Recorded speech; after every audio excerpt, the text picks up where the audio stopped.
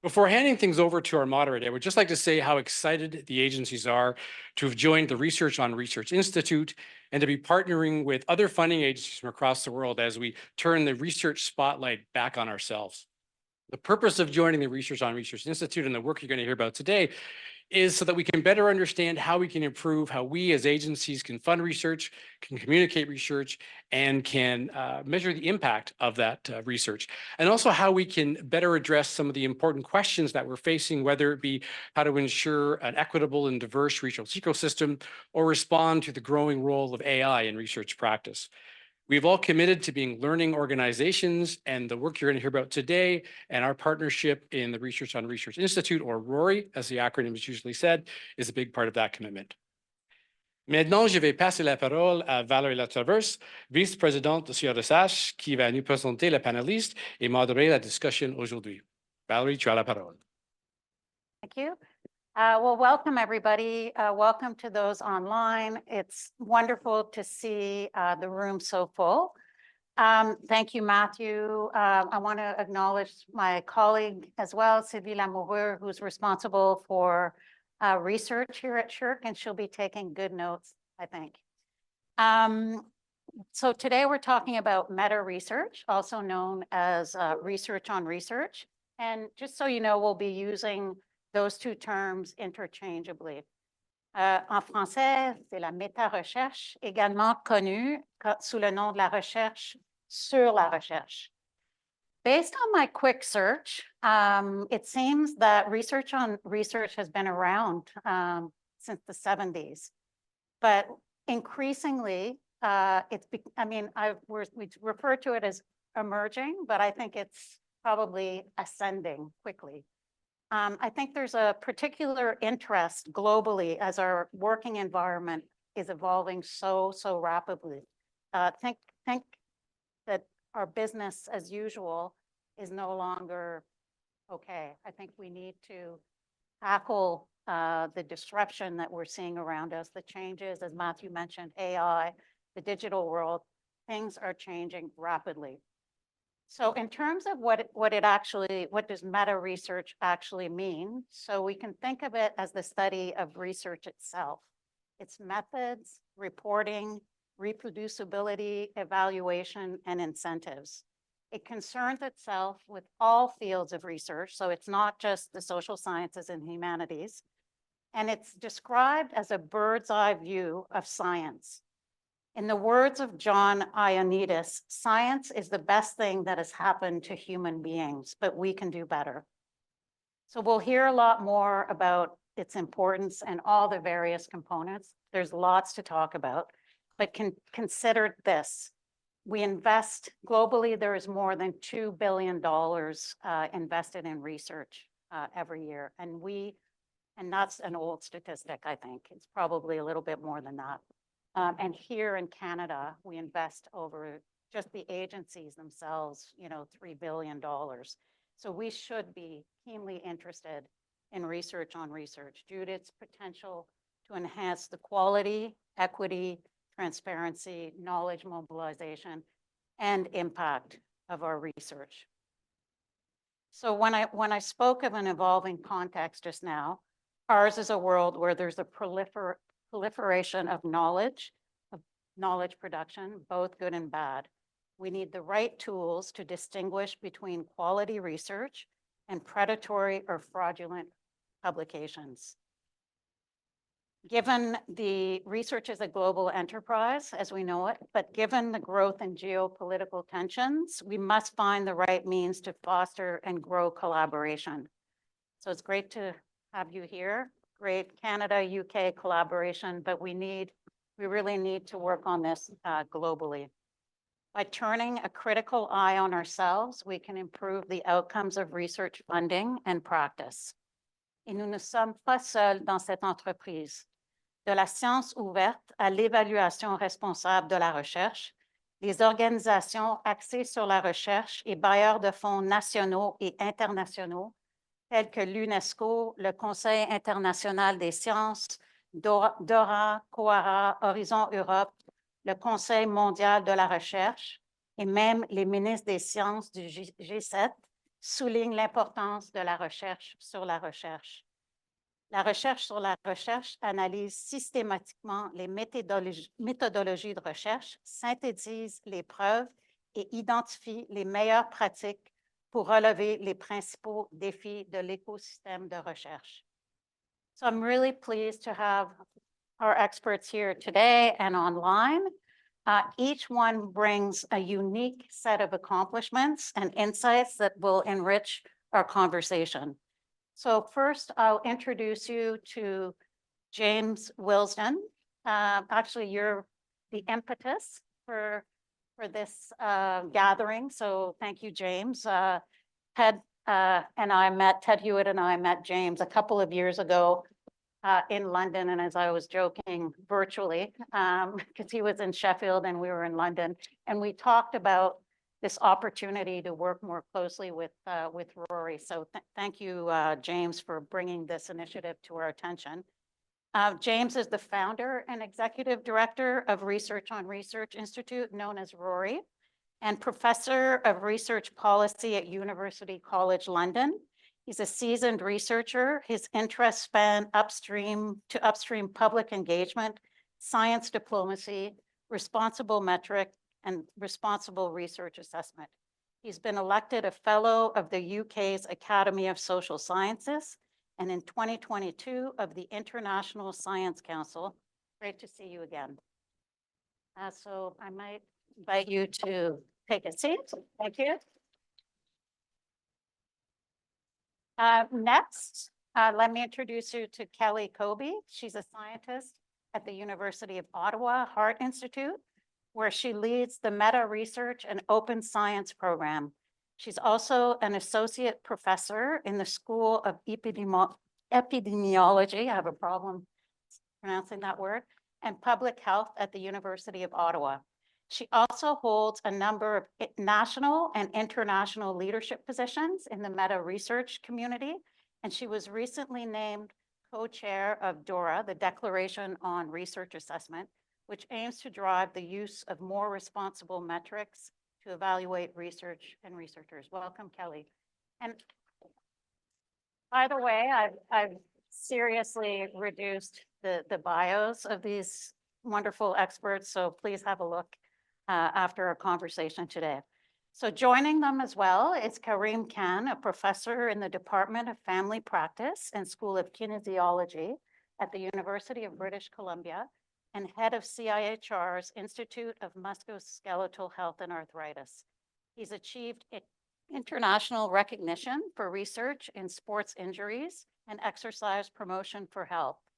From 2008 to 2020, he was the editor-in-chief of the British Journal of Sports Medicine, which was a pioneer in social media, open access content, and patient engagement. In meta-research, he's contributed on a number of fronts, including the use of partial lotteries to award research prizes and studies of CIHR's peer review process. Welcome, Dr. Khan. Et enfin, en ligne, nous sommes ravis d'avoir parmi nous Vincent Larivière, professeur à l'Université de Montréal et chaire UNESCO pour la science ouverte. Vincent est un éminent chercheur en bibliométrie et en communication scientifique, dont les études pionnières ont mis en lumière l'évolution du paysage des résultats et de l'impact de la recherche. Ses connaissances sur la dynamique de l'édition universitaire ont permis aux bailleurs de fonds de prendre des décisions éclairées et d'optimiser l'impact sociétal de leur investissement. Ces recherches portent sur les caractéristiques des systèmes de recherche québécois, canadiens et mondiaux et sur la transformation dans le monde numérique des modes de production et de diffusion des connaissances scientifiques et technologiques.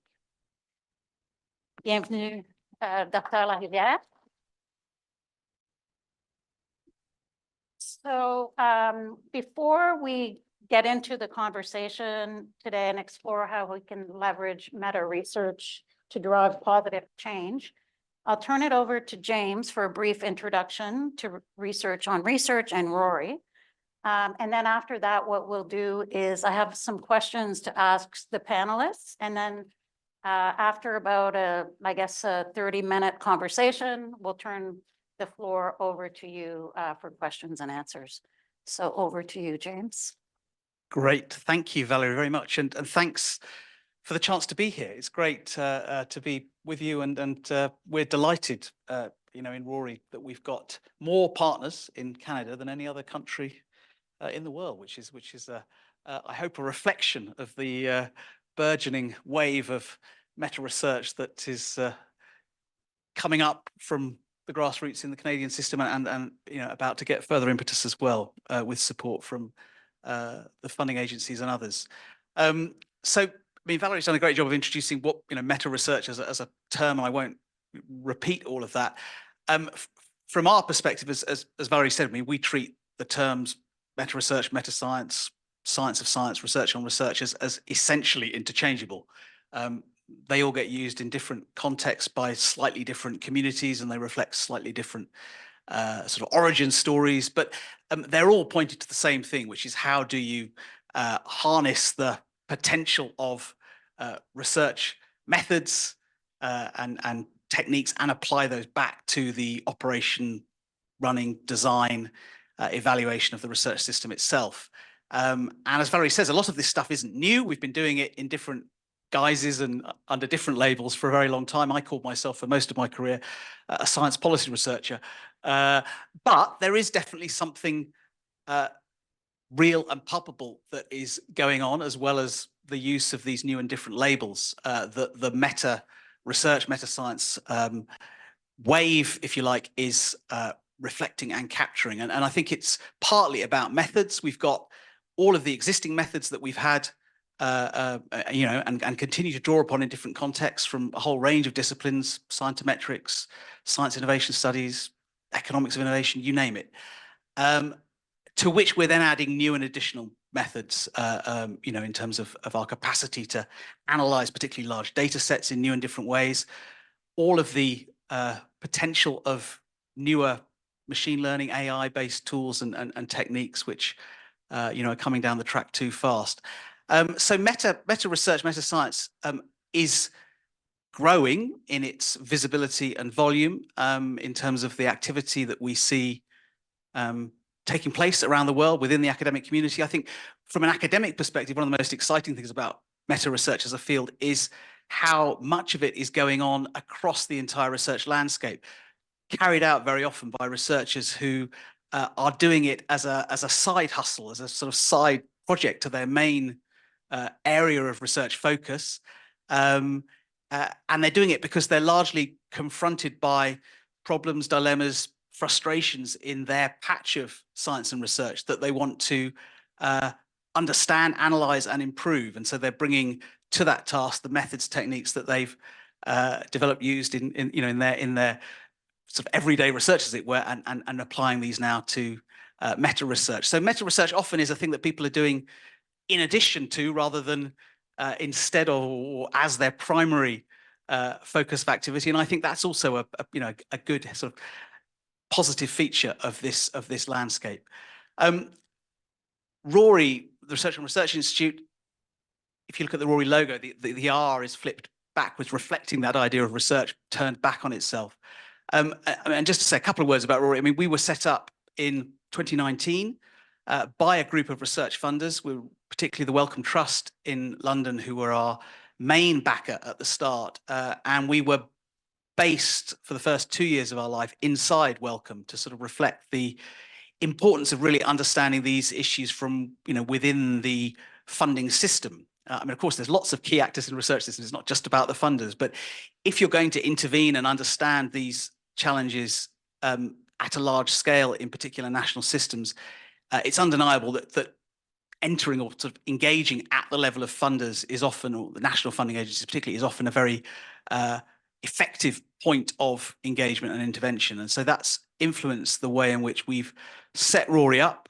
We're now in our second phase. We've got, as of last week, we've got 2 new funders who joined, 18 core partners in total from, I think, 12 different countries, pretty much self-selected funding organizations, some public, some foundations, but all of whom are strongly committed to this project of better applying these methods, techniques, and approaches, and all of whom are also keen to try and do this in a collaborative and comparative way. And I mean, that reflects the other impetus that lay behind the creation of RoRI originally, which is that from the perspective of a funder like the Wellcome Trust, and from the perspective of those of us as academics who were involved, we could see there was growing volume of work and activity in many of these fields, and which is great.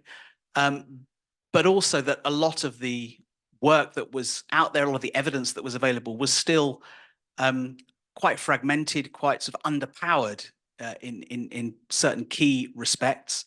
You'll have, studies of a particular funding scheme and a particular funding system, particularly a time, which will be interesting, but from which it's quite hard to draw really strong conclusions or steer if you're running a very different sort of funding scheme in a different country at a different time. And so a big part of what we're trying to do is build up in a systematic way the quality, reach, coverage of evidence in this area by creating new infrastructures for funders to share data and analyze it together with academic collaborators, by putting in place the kind of machinery and practical support needed to help funders and others undertake experiments and other interventions with the way that they do funding, and by just encouraging a stronger culture of learning and exchange across different actors in the funding system.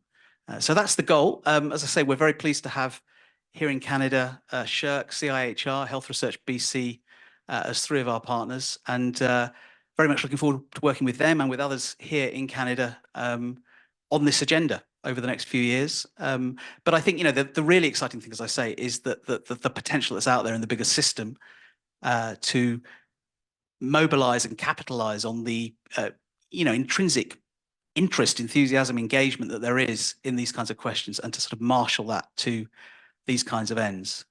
So I won't say more than that now. I think it's a great moment for meta science. There's other stuff going on from a sort of government policy level we could talk about. The UK government has just set up its the world's first in-house meta science unit in a national government.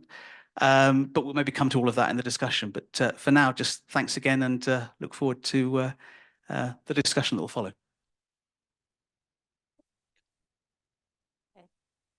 Okay, so I guess we'll start, and I'll throw out a couple of questions, and feel free, any one of you, Vincent as well, want to make sure we include you in the conversation.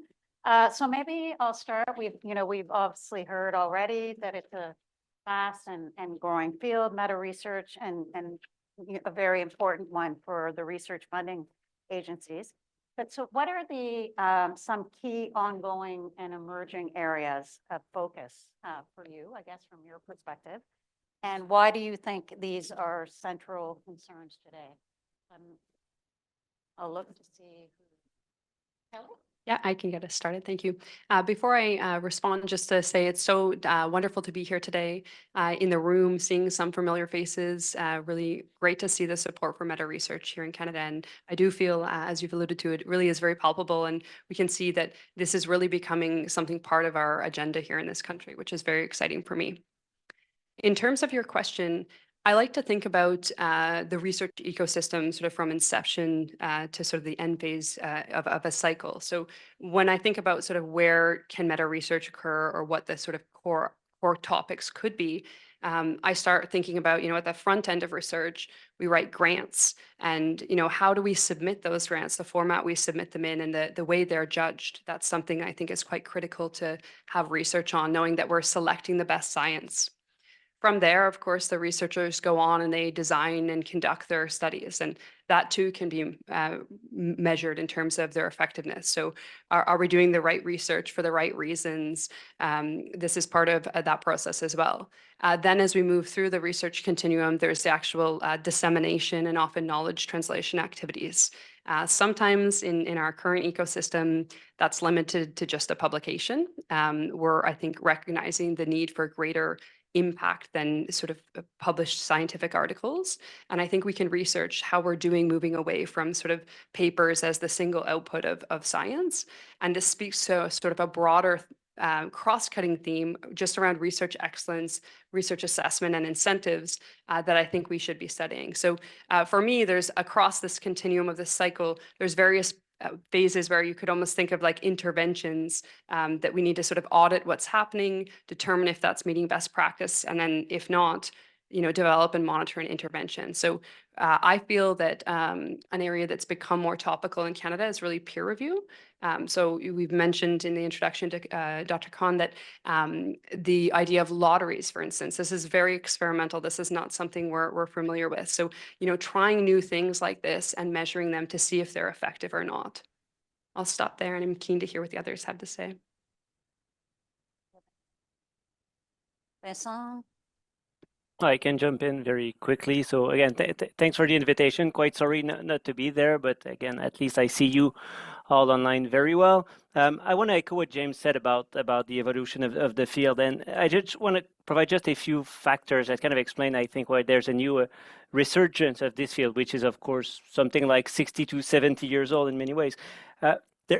Historically, in order to do science of science research, you needed to have a lot of expertise in, let's say, data analysis, and you needed to do a lot of manual work. All of these data sets were actually quite cumbersome to analyze. Now, indeed, it is much more easy to perform these types of analysis, which has, in a way, kind of lowered the barrier to entry.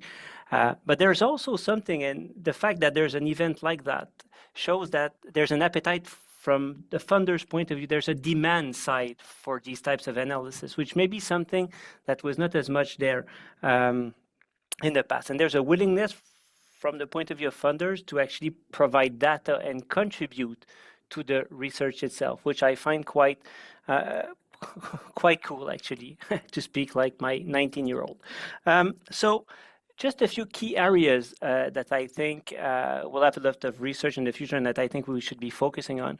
The first one is more on the data point of view. So for the last 5 to 7 years, there's been a shift from restrictive data sets to inclusive data sets. So historically, we were relying on Web of Science and Scopus, which are databases that don't measure all of science very well, that have big biases towards research that is being done, let's say, in rich countries, to databases that try to index everything, which means that we have a much better coverage of the social sciences and humanities, as well as a much better coverage of research that is not published in English. And there's a lot of work to be done on trying to understand both the technical aspect, but also what is the real scientific landscape, because we need to acknowledge that the portrait that we've been having for several decades misses a big part of the research that has been done. And the second one, and I'll stop here because actually it's a whole field that has hundreds of research projects right now, but one is to tackle incentives. We understand now that a too high focus actually on meta-science hurts science itself. We need to do meta-science for common good. We need to do meta-science not to do individual level research evaluation, which again serves no one. We need to do meta-science in order to improve, let's say, the common good, to improve the way we are doing science. So we need to make sure that we understand the incentive structure that we're creating and try to create such a structure that actually improves things. Thank you very much for the opportunity, and I want to echo Kelly's thanks to be part of this panel. And there's a lot of doctors in this room, but if we go with the first names, if we're okay with that, then I'll stick with that. Building on the point about the incentives, I'm going to use the funding agency hat for a minute to say that it's fantastic to see funding agencies getting behind this. And clearly they've got behind RoRI, and they couldn't do it without, RoRI couldn't exist without funding agencies getting behind it. But historically, I'd say funding agencies have been a bit scared because you're shining a light on something, let's call it peer review, and say, we're all about peer review. That's what we do. We're experts. And on the other hand, you've got to say, well, hang on, we've got some problems with peer review. It's not perfect. And so it led to this disconnect. And so ultimately, the funding agencies haven't rewarded in that way or been honest, I would argue. So a brief shout out to Michael Smith Health Research Foundation BC, who are part of RoRI, as we heard, and the CIHR, the hat I'm wearing here, but the three agencies in Canada, the NSERC and the SSHRC as well, for getting behind this. So on that point, I've made the point that there's been a disconnect, and that's really important. I'll just finish on this phase by saying that we heard that it's been a side hustle, and that was a good term, that there's, meta research is a side hustle, because the funding agencies haven't rewarded. Where do you put in your grant? Which panel do you go to with the grant about challenges in peer review? And that's why there's this really important need for a focus on with dedicated funding, so you're not competing against the cancer gene when you're looking at research on research. And that brings us to the challenge of trainees, because you've got to train. We know that science development is through training and training the next generation. But I've got funding as a scientific director to fund a trainee. I wouldn't punish the person to say, look, you can work with us, for these years while I'm scientific director. We've got access to the agency. You can do good research. But it's like, your career is dead if I discuss that with you right now in the world. And if I'm wrong, I'm deliberately being a bit provocative. Someone can say, no, there is a training career. But while it's a side hustle, it's very difficult to do good quality work. And most of us who are doing some of this are funded by other mechanisms. So getting back to Vincent's point, that there's got to be this bigger infrastructure, which might be a good place to hand over to James. Thanks, Karim. You'd think we'd rehearsed this, though we haven't actually. It's quite good.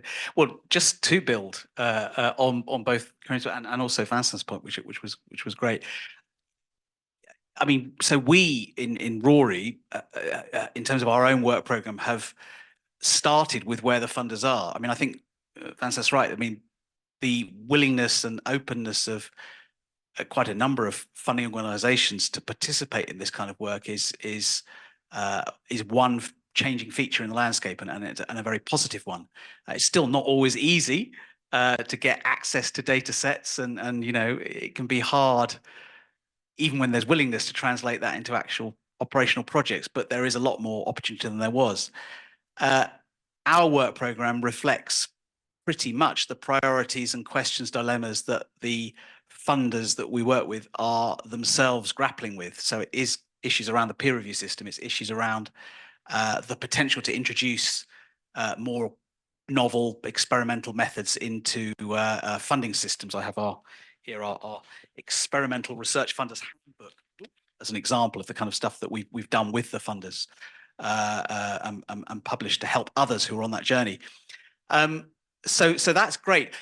If I had a sort of bigger question challenge for the meta science community stroke project, diverse and scattered and varied as it is, it would be a bit as Vincent's saying, it would be to also raise our sights and to think more about the potential application of meta science to larger scale sort of macro R&D system questions, around what kinds of priorities we're setting, how, why, how we're thinking, in bigger terms about trade-offs, choices, impacts, all of these sorts of things, which, even a national funding agency often is not really the place that's going to have that big discussion.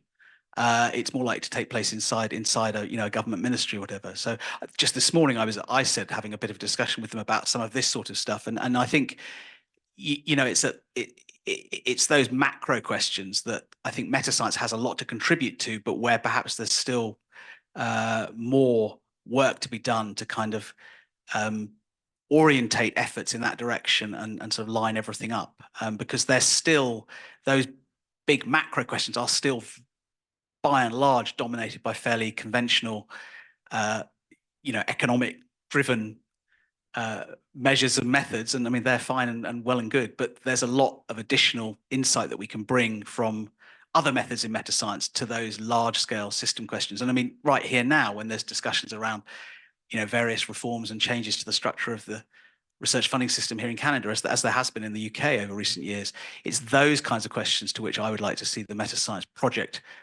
directing itself. Maybe I'll pick up on that, and maybe we can go back this way, just to speak specifically about some of the areas of focus that you just mentioned. So what I'll ask you, James, and I'm sure you have some ideas, but how can we address this particular issue of looking at it in a macro way? I mean, you talked about institutions working in I guess, a antiquated way, but how are we, what can we do as funders and what can we do together to sort of tackle some of this? I know RoRI is working towards that, but how do we, start to move the needle?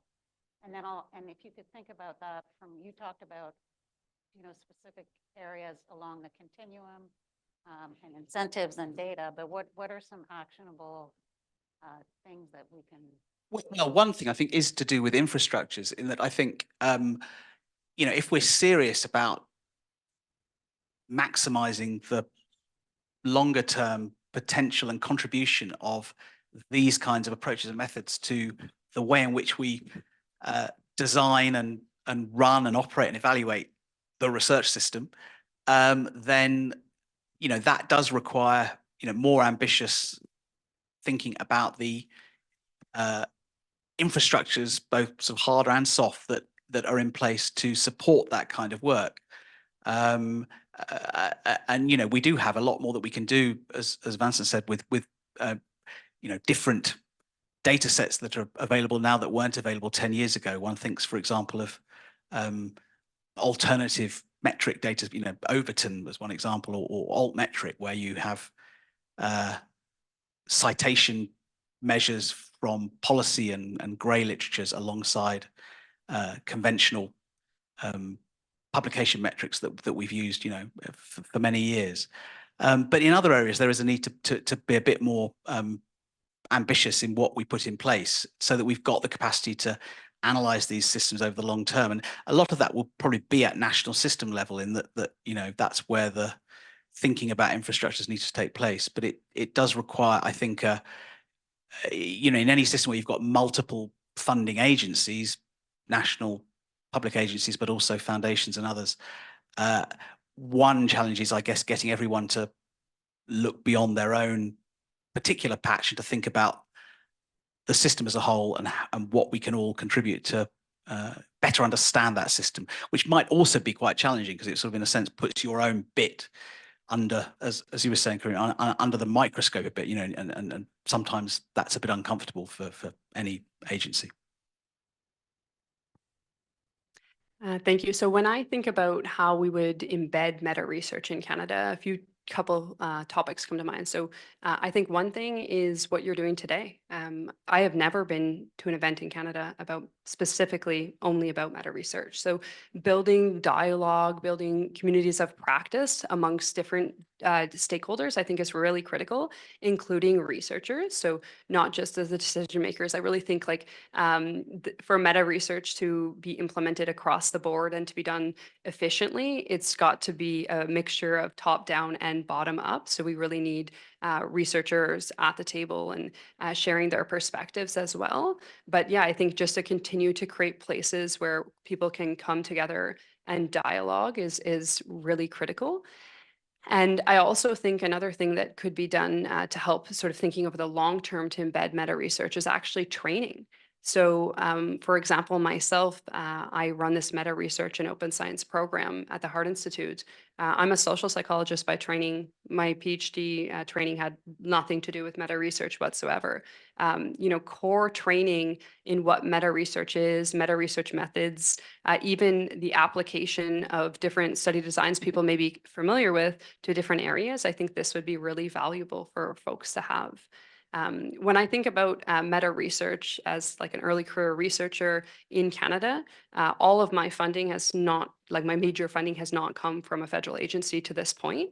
And I like to think we're at a bit of a tipping point where, discussions like this, meta research is really starting to really blossom in this country. Of course, there's been dedicated folks from the bibliometrics community.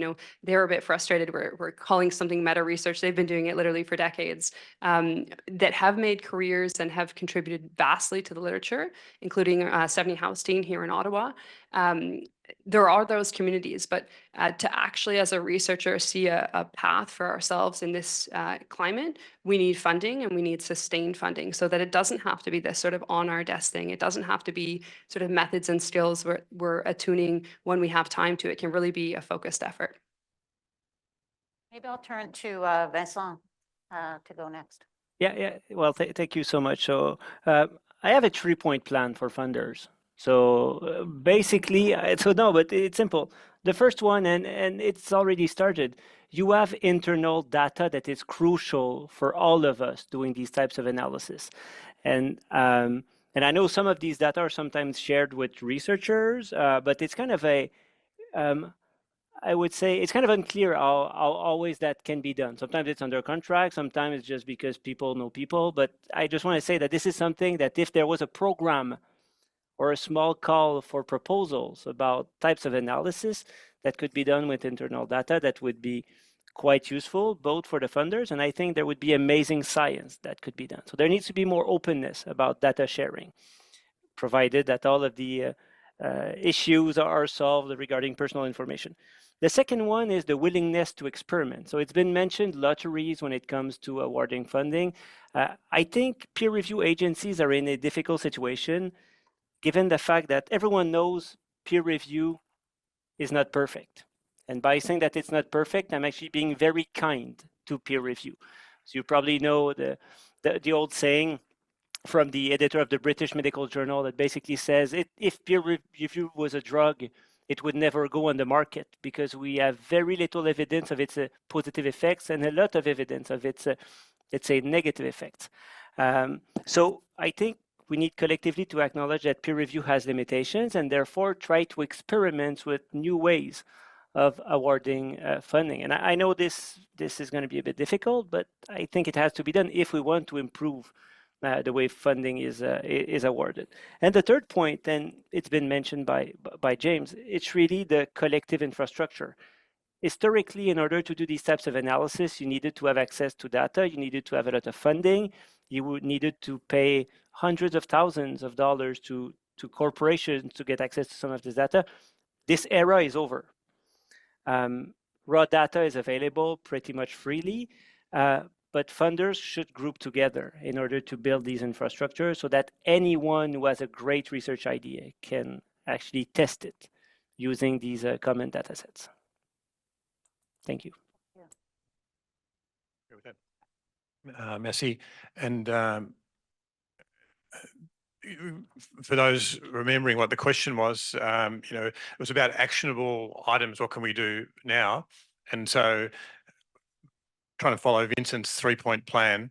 3 examples I'm going to give is one relates to conferences and building off Kelly's point where this is an event that's unusual. Internationally, there are 3 events. There's the peer review congress run by JAMA and BMJ, very medical and journal based, John Ioannidis. So that happens every 3-4 years. There's like 2025 peer review congress. It's the 10th coming up. AMOS, the Association of International Meta-Science and Metaresearch and Open Science, has got its 4th conference coming up. And then the Meta-Science group so that's Fiona Fiddler, the AMOS. And then the Meta-Science is Brian Nosek and others, and people might want to comment on that. But they meet, and the last meeting was in Washington in 2023. So why I'm making these points is they're concrete, like people can join, and Matthew was there. And kudos to Matthew for trying to bring this sort of thing to Canada where we have maybe a local event or partner. And so there are groups doing this work. So when you don't know that, it's hard to join. We go to the International Conference on Hepatology, but here we're doing hepatology and think there's no one else. So just that's one short one. The concrete example, Valerie, if I may, on the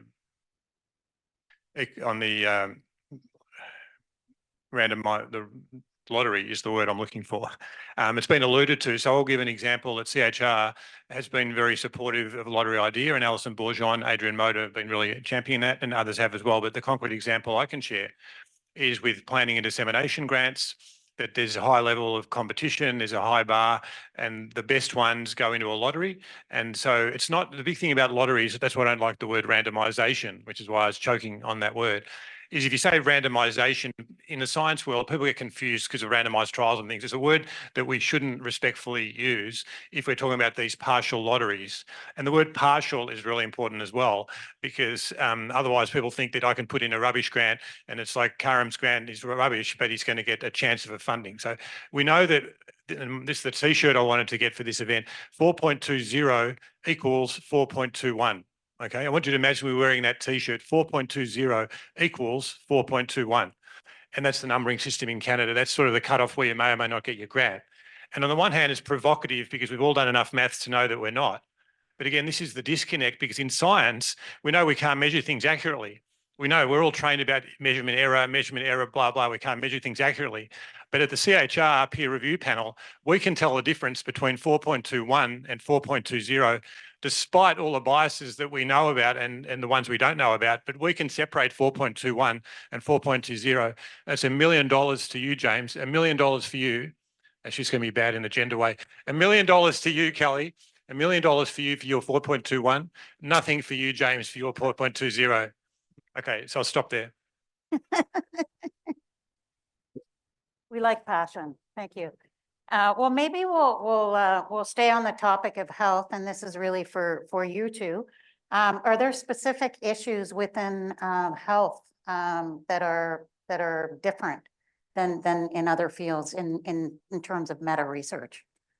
Yeah, it's a good question. I think because I'm so entrenched in health, it's hard to sort of pull yourself out and make the comparison. But I guess two things that I would say that come to mind. The first is as it pertains to incentives and rewards.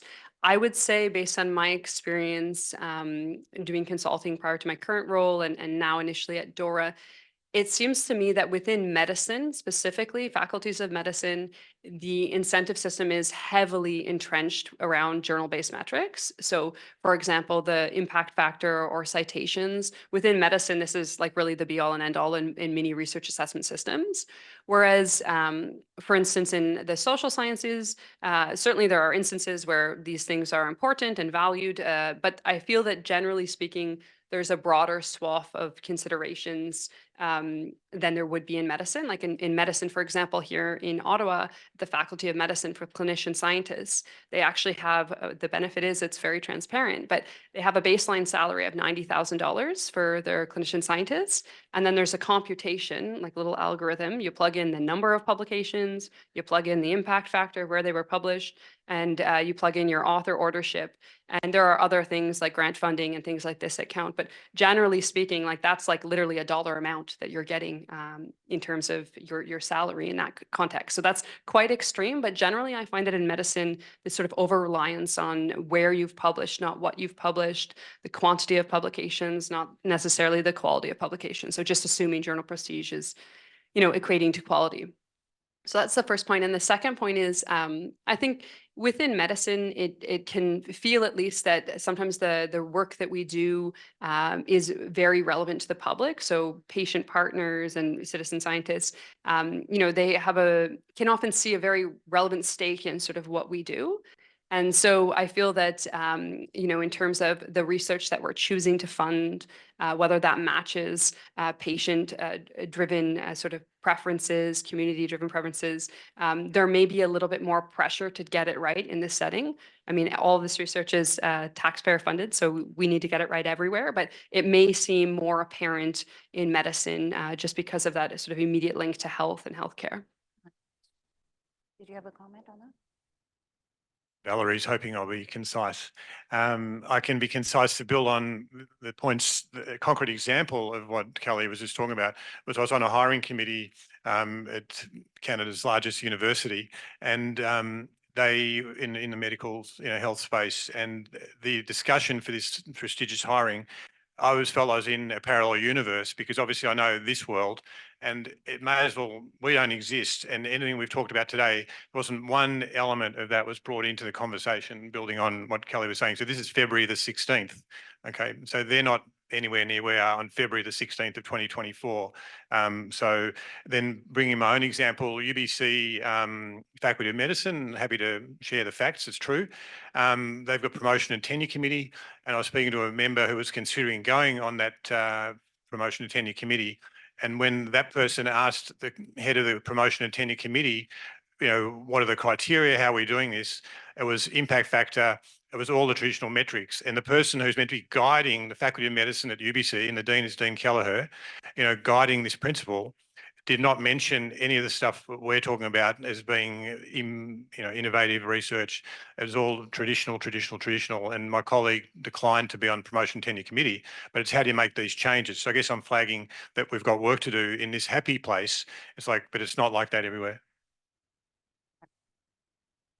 Can I just add back to that? I think kind of unique to medicine to an extent, or health, is that because of that really strong emphasis on the traditional metrics, it can sometimes feel as a health researcher that you have to do it all. So, there's this new system thinking about, things like patient engagement, knowledge translation, open science, things that we say we value, EDI, Indigenous engagement as well. So we have to do these things because, mission-driven statements have said, they're important. And I think most of us would agree.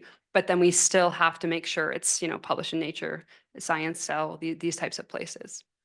Yeah, and I mean, I think that's, again, what you just said, having to incorporate all these new elements, that's sort of part of the evolving context. So probably, I think I would say in the social sciences and humanities and natural sciences and engineering, probably a similar kind of scenario there too.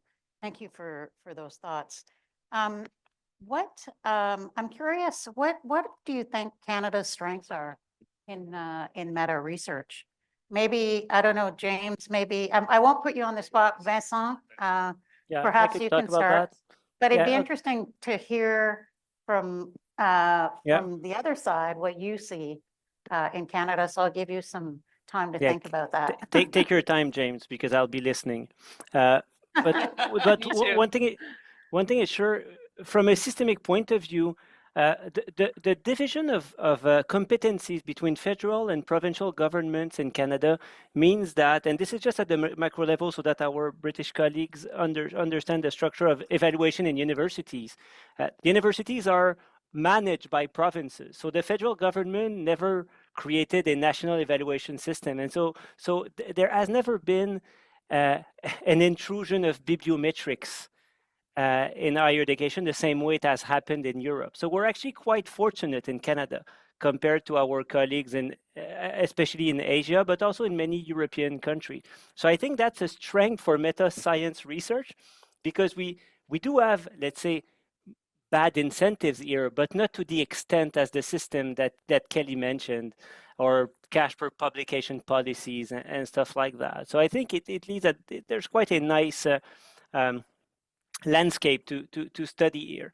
But historically, if we look at the field of meta science in Canada, we've been quite active in everything scientometrics or bibliometrics related. There's been teams that have been active for more than 25 years in this area. So and now what's new is indeed I'd say the higher interest by various funders, as I mentioned earlier, into this type of research that is being done.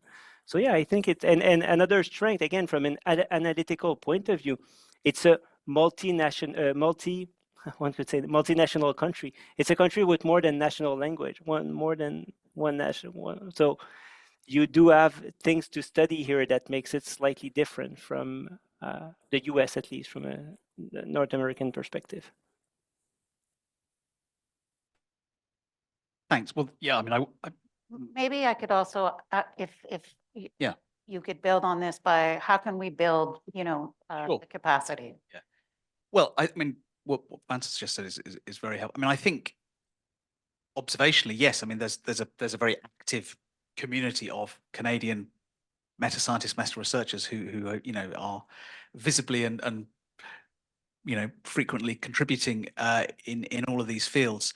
I could give a more meta scientific answer to this question in a couple of months. We're just in the late stages of an updated analysis that we've done with RoRI with our colleagues at Leiden University at CWTS, which is a big scientometric research policy center in the Netherlands, looking at a national system level at sort of who's doing what in meta research and trying to visualize that more. So I can give you a more considered answer when we've got that data in front of us. But I mean, I do think the plurality of funders is a strength, particularly if there's a degree of coordination, as we're seeing. I mean, with activities like this and the potential for some joint funding activities, but also different entry points. If you're, if you're a researcher wanting to do meta science and you're trying to get hold of and work with data, as Vincent says, or if you're, just trying to get different vantage points, different lenses on the system. So I think that's, one positive in the system. You can see it in both ways. I mean, we now have in the UK as a single consolidated national funding agency, UKRI, which in theory could become a real locus of quite ambitious, large-scale sort of meta-scientific endeavour. And indeed, there is ambition for that now to happen with, as I mentioned in my opening remarks, the creation of a new unit in government and a new funding programme in the UK to support that kind of work. But the downside is it all rests on that one organisation kind of getting its act together and being willing and able to engage and share data, and that's not always easy, in any particularly public institution. So I think Canada's got a lot of strengths, a lot of things going for it in this respect, and we certainly are looking forward to much more of the same as this work accelerates over the next few years. Feel free to. Sure. One thing I think is a strength actually is like I feel we're really at like that launch pad phase. And one thing with my DORA hat on that the tri-agencies have done is they've signed DORA. So they've made a commitment to reforming research assessment, and that's going to require meta research, because what we don't want is a few people in a boardroom coming together to come up with a new system that they think is better than the current system, because that's what kind of got us in this place in the first instance. So I think having signed DORA is a reflection to the community in Canada that, we want to do things appropriately and well, and we want to sort of align with best practice, whether we've been doing that or not. We've made that commitment. What I'd like to see is, whether it's through a signature of DORA or not, is that sort of impetus sort of spread out institutionally. So for example, there's the precedence with the recent research data management policy, where there was an obligation for institutions in receipt of tri-agency funding to create an institutional strategy around research data management. And this got a lot of institutions thinking, and research data management, come on, this is something like core to what we're doing. How is this stressful for people to think about, right? But it's because it's sort of always been expected that it's been happening and it's been, going well, but we've had these closed doors. So what I'd like to see is the same commitment that has been made at the tri-agencies level, made at the institutional level. So a requirement for institutional strategies around changing research assessment. So, wanting to see what institutions where our money is being placed in are doing to align with this new system of incentives that we think will support better science. Valerie, if you'll indulge me, I wouldn't mind getting a mini extension. I've got something to say, but I wouldn't mind giving Kelly a chance to just talk to DORA a little bit more, because not everyone will know that DORA is, given this is a good group, we've got a lot of people online, and you're being humble about your role in DORA. So Kelly's the co-director of this DORA thing, which she'll tell about. And so in England, she'd be like Dame Kelly Cobey, and in Germany, she'd be like Dr. Professor Director Kelly Cobey, but as a one-line intro. So just on DORA for folks. I can say I actually lived in the UK and no one ever called me Dame Kelly Cobey, unfortunately. So DORA, for those of you who are not familiar, it's the Declaration on Research Assessment, and the organization's based out of Washington, but it's the idea that basically we need to reform the incentives that are used to evaluate and reward research and researchers. And it's a very international organization, which is very exciting. There are other organizations in the landscape. For example, CIHR is out there. They have a sort of similar remit and mission. And frankly, I think it was created in the case of DORA, very much grassroots from biologist community, where people were just very frustrated because, they felt that they were being evaluated on things that didn't support good science. So I know for myself, sometimes the work that I think is the best methods, standards, most rigorous, took me the most time to do. I've communicated it in a way that I think is the most effective. A commentary that took me 2 hours to write in Nature that's what's going to get me tenure or promoted or of interest to the people in the hiring and promotion committee. So I think it really rose up from this grassroots place. And now we try to develop tools and communities of practice for various stakeholders in the research ecosystem to really move along this sort of, I'd like to say revolution, but I think it's an evolution from this over-reliance on journal-based metrics to a system that is more mission-driven. So values things that we as institutions commit to. And of course, that may be different from one institution to another. So for example, in Canada, our colonial heritage, we're part of this is an act of reconciliation, right? So our incentive systems are not based in things that we state through EDI and Indigenous commitments are valuable. So I think it's a much broader discussion than just like how to, when a researcher comes to how to hire them and promote them and tenure them. It's a much more broad and systemic discussion we'll need to have in Canada. Can I, unless you wanted to add something, I wanted to follow up on that because it seems that there are a number of international conversations taking place. So we know, Vincent, you're with the chair for UNESCO, you're the co-chair for DORA. Let's get more Canadians in all over the world like this. But how do we connect all these conversations in an effective way to actually make things move? I can have an initial go maybe, and then Vincent can certainly jump in. I think the first point is that like we've got a lot of work to do in terms of changing the current system towards something that's more meaningful and more in line with our values, like mission driven. So I think there's probably a role for multiple different organizations in this space as we move towards that. There's not going to be like, I find in my role, I've had folks reach out to me in leadership within Canada and elsewhere, like wanting like a rule book. They want to know like what secret sauce is, like how do you move from this sort of bad system to this new system? And unfortunately, that's not something that I or anyone can really provide them because consultation is critical from moving from where we are now to something that's better. And I'm not sure, unfortunately, will ever be done meta research, right? This system of monitoring is essential. So in terms of the different organizations, I think there's a place for all of them. I can say that DORA is very tightly woven into sort of the national and international landscape of discussions in this space. So there's that community of practice and space for dialogue amongst those organizations to align themselves, but also fill, I think, distinct niches as needed as well. Vincent, I don't know if you had anything to Yeah. add from your perspective on international collaboration, and feel free to weigh in. I think there's a lot of collaboration already happening, but I want to say one thing about why it's difficult sometimes.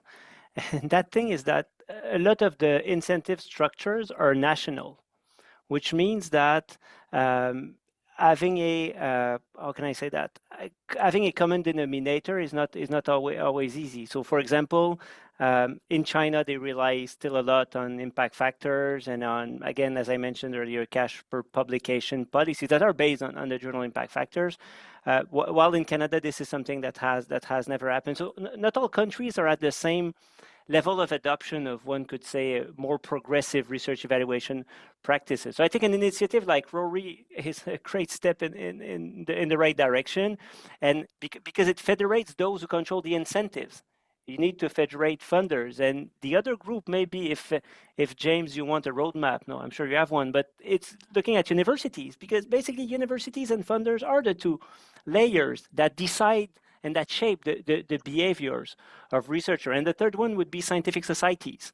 And in some cases, they've been quite progressive in their policies, but there are some others, especially from an open science point of view, that have been having, think about the American Chemical Society. They have not been the most progressive in terms of open access, and then they are shaping where chemists are publishing. So again, in order to have these collaborations, you need to work, I think, on these three levels, and have teams such as the one of James doing the legwork and trying to federate the partners.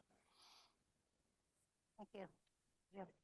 Yeah, I mean, I agree wholly with Vincent's last comment. I mean, within RoRI, obviously we have focused in terms of the composition of RoRI's consortium on funding agencies and foundations, not because we think they can bring all the answers, or indeed that they are the only institutions, any of these systems that matter, but simply because of, at a very pragmatic level in terms of manageability, trying to engage universities, obviously, in, which are numerous and complex and varied, is a much, much bigger task. So it is important. I mean, there are obviously various umbrella bodies and institutions that do bring universities together collectively to work on some of these agendas. I mean, certainly in a European context, things like the European Universities Association, Larivière, the various groupings are quite important in the agenda around reforming research evaluation. But we've sort of started with funders just because that is a point of, I say, entry and intervention, where you can do a surprisingly large amount with a surprisingly small number of partners in a numeric sense. But, RoRI is not the long-term solution to these challenges. And, RoRI is a small initiative trying to work with a sort of deliberate kind of vanguard group, in a way, of organizations. And what we're trying to do essentially is just show through doing how this can be done better on a larger scale, in a more systematic way, with better comparative linkages and connections. And in a way, if that works, it should then become, institutionalized and normalized and swept up and adopted by much larger, bigger, better resourced networks and federations and associations. And we do a bit of that. I mean, I won't labor the point, but in terms of international collaboration, we spend quite a lot of time working with the Global Research Council, which is the umbrella organization for public research funding agencies around the world, and the work we've done at RoRI and elsewhere on research assessment. We've spent quite a lot of time working with them as a grouping, because clearly that's a route through which we can influence and have some traction with a far larger group of funders than we would be able to work with directly in RoRI. I think there's 160 or so funding agencies who regularly participate in Global Research Council meetings. And there are similar bodies, I mean, in terms of foundations, things like the Science Philanthropy Alliance, on the west coast of the US, and in Europe, we have a thing called Philea, which is a grouping of foundations that fund research. So these are very important routes for the funders, and then there are equivalents for the publishers, for learning societies, and of course the universities themselves. So it's a big task, networking, connecting all of these things. But I think there are lots and lots of positive things going on now internationally in this arena. I mean, research assessment's been a particularly active field over the past decade, thanks in no small part to the efforts of DORA and others. And I think we're now beginning to see similar flurries and sort of waves of activity building in other areas of meta research, meta science, which I think is a very positive thing.